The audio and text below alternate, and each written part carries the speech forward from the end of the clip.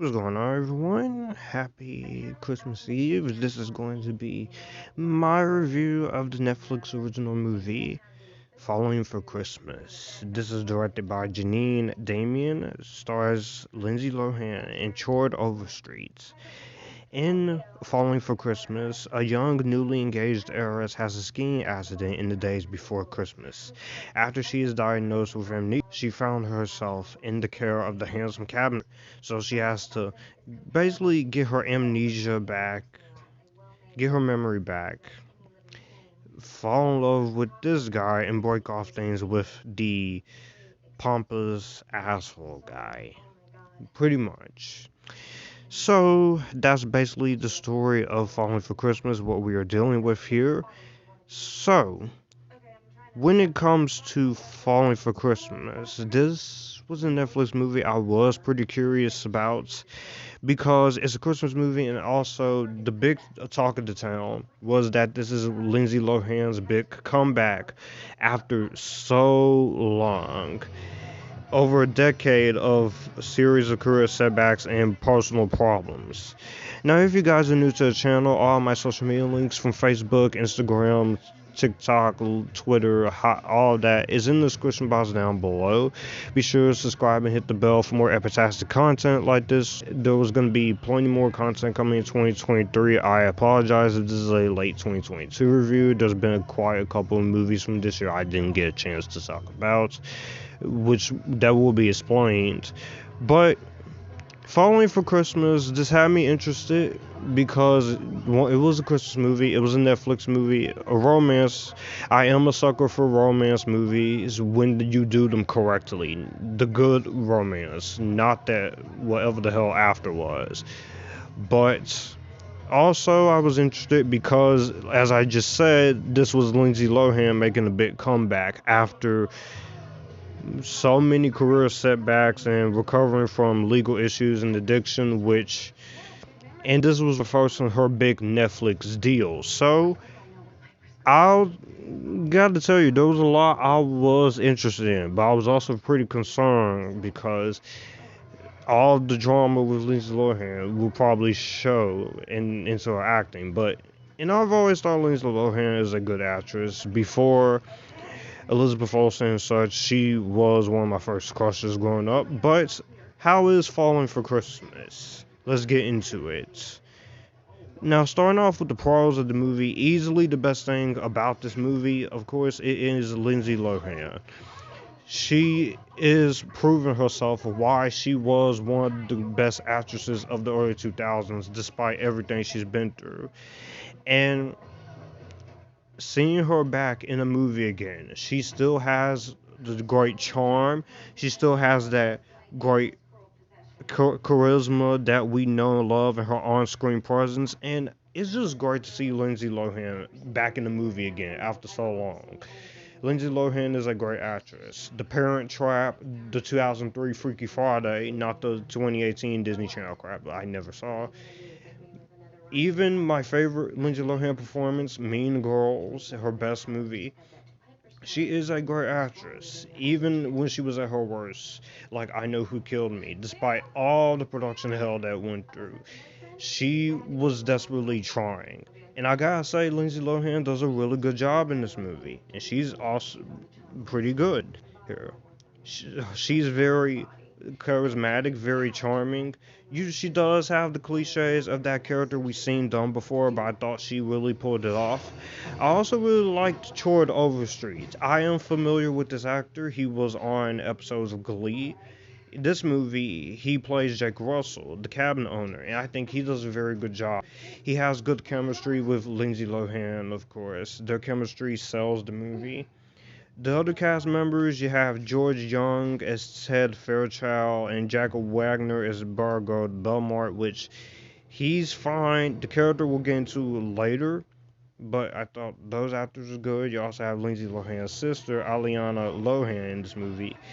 And I just thought all the acting all the way around is pretty good. the romance here, you have these two different love romances. You have Lindsay Lohan character Sierra with this pompous asshole, and then you have her with Chord Overstreet's character Jake Russell. And I thought of the two, I liked the chemistry with Sierra and Jake the most. We'll get into the other love story a little later, but I thought she did a very good job there. The romance was sweet, it was charming. There was some funny moments. I actually laughed at her. It was very funny. I did enjoy a lot of the comedy, and his heart was in the right place. And yes, it is one of those cliche type of Christmas movies that you would see on the Hallmark Channel, which I've constantly stated hundreds of times. I can't stand the Hallmark Channel aside from a few things, but I will say that the romance here was actually really solid. I enjoyed what this movie had to offer, and his heart was in the right place. Technical aspects, the cinematography, and the editing and the music are all fine. The directing isn't the greatest directing you ever seen, but I will say the directing is also really strong. For an hour and 33 minutes, it gets you straight in and gets you straight out. So if you're looking for something interesting on Netflix, this is definitely your thing. Now, moving on into my little criticisms of this movie, I cannot stand the main other guy in this movie. One of the most infuriating characters I've seen in 2022 that annoyed the hell out of me. I did not like the Beauregard Belmont character at all. I thought he was very boring, he was very dull, and he's just very over the top. So you could have easily taken him out and the movie would have been much better in that department. I can also say that yes, it is very formulaic. The writing, you know where it's gonna go.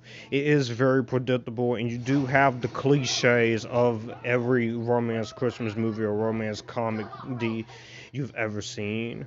But it's not really a big problem considering what you can do is how you execute it. Again, I'm saying that quote again. Remember that quote in 2023 for most stuff I review, especially TV shows. But the cliche stuff, you definitely seen it before. I can also say there is some very overusage of some humor that doesn't really work, and the film is a little bit slow at parts. So while I enjoyed a lot of the things I came for, there's just some things in this movie that just doesn't really do much as a whole. And this is the last thing. I will say the ending is definitely predictable, is definitely cliche, but as I said, you can execute anything here. And it's just there when it comes to it. It does do exactly what you're setting out to do. So, at the end of the day, all the issues aside, this is a very solid Christmas movie you can watch on Netflix or something. And it's not one of the greatest things ever, but I had more fun with it than I did. And at the end of the day, I enjoyed something here. So while while it definitely has its issues here, my overall thoughts on Falling for Christmas, while it's not the greatest thing ever, it's definitely not going to win awards, and the writing is not this at times. I can't stand the one character, Beaumont Burgard.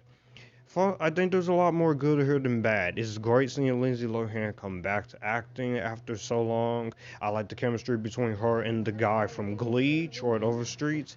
His heart is in the right place. And if you're a fan of romance movies, I would suggest checking this out. If you're tired of seeing stuff like 365 Days or After, no disrespect to anybody who likes those movies. No disrespect at all. You allowed to like what you want to like. But I'm just saying, if you're tired of seeing that and you want to see something light, this is definitely up your alley.